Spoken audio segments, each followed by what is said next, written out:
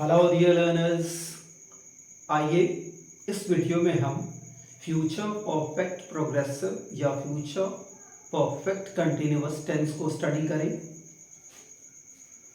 Future perfect PERFACT, progressive PROGRESSIV या continuous CONTINUOUS tense. देखिए, future perfect continuous tense refers actions in progress in future time and will also end in future time।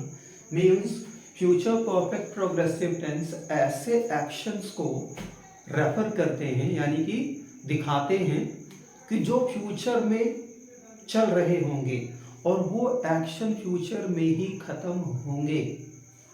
जब हम देखेंगे तो action future में ही चल रहे होंगे और फ्यूचर में ही खत्म होंगे। तो इस तरह के एक्शन जो फ्यूचर में चल रहे होंगे और फ्यूचर में ही खत्म होंगे, ऐसे एक्शंस को हम बताने के लिए फ्यूचर परफेक्ट प्रोग्रेसिव या फ्यूचर परफेक्ट कंटिन्यूअस टेंस के रूल्स का यूज करते हैं। देखिए, सेंटेंस स्ट्रक्चर सब्जेक्ट होगा प्लस विल या shall plus have plus been plus ING plus object या कॉम्प्लीमेंट, सिंस या for plus other words. Since for आप जानते हैं, सिंस पॉइंट ऑफ टाइम या पर्टिकुलर टाइम और फॉर पीरियड ऑफ टाइम। एक example, she will have been hampering his progress for 2 days।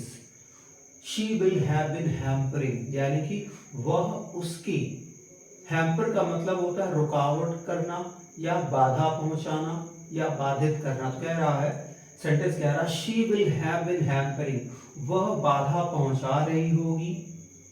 Hampering his, sorry 2 बार मैंने यहाँ पर हिज लिख दिया है। तो she will have been hampering his progress यानी कि वह उसकी प्रगति को बाधा पहुंचा रही है या उसकी प्रगति में रुकावट पैदा कर रही होगी। कितने दिन से? For 2 days। अगला देख लीजिए, नेगेटिव क्या होगा? सिंपल नेगेटिव, तो सब्जेक्ट प्लस विल या shall plus not plus have been plus ING plus other words. Example देखिए, he will not have been residing in that house since 2010। reside का मतलब होता है live या dwell, याद रखिएगा, live, dwell, reside, इनका मतलब होता है RESID, इसका मतलब होता है रहना। तो कह रहा है सेंटेंस कि he will not have been residing, वह नहीं रह रहा होगा in that house, उस घर में, since 2010, 2010 से, यानी कि 2010 से वह उस घर में नहीं रह रहा होगा।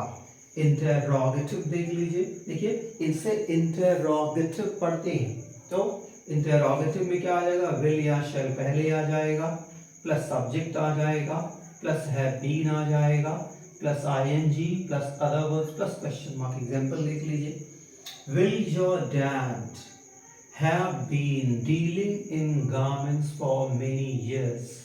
डीलिंग याद रखिएगा, डीलिंग विद और डीलिंग इन। डीलिंग इन जब भी आएगा इसका मतलब होता है doing some kind of business और डूइंग सर्टेन बिजनेस। तो जैसे मैं कहूँ आई डील इन फैब्रिक्स और आई डील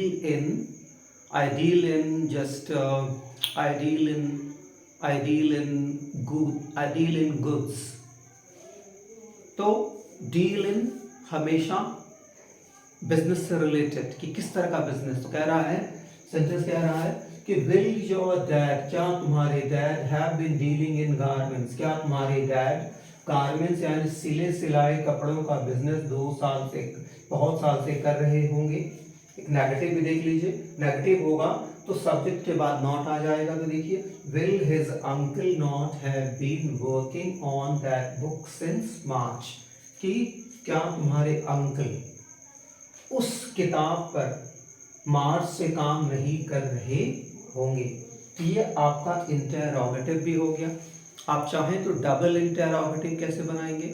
डबल इंटेरोगेटिव बनाने के लिए आपको सबसे पहले क्वेश्चन वर्ड लिखना है प्लस विल या शैल लगाना है, सब्जेक्ट को दिमाग में रखते हुए, plus subject plus have been plus ING form plus object हो तो ऑब्जेक्ट, कॉम्प्लीमेंट तो complement plus sense of plus other words plus question mark. जैसे वह उसे कुछ घंटों से कहाँ पढ़ा रहा होगा। So where will he have been teaching him और हर फॉर सम आवर्स। इस तरह से हो जाएगा। इसी का एक नेगेटिव भी देख लें, वह उन लोगों को कुछ दिनों से या कुछ महीनों से क्यों नहीं पढ़ा रहा होगा। Why will he have not been teaching them or teaching those people or teaching them for some days।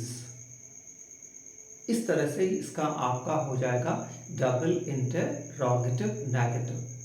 So I hope आपको future perfect progressive tense absolutely clear हो गया होगा। प्रोवाइडेड दैट आपको कोई कंफ्यूजन हो तो आप डेफिनेटली लेट मी नो।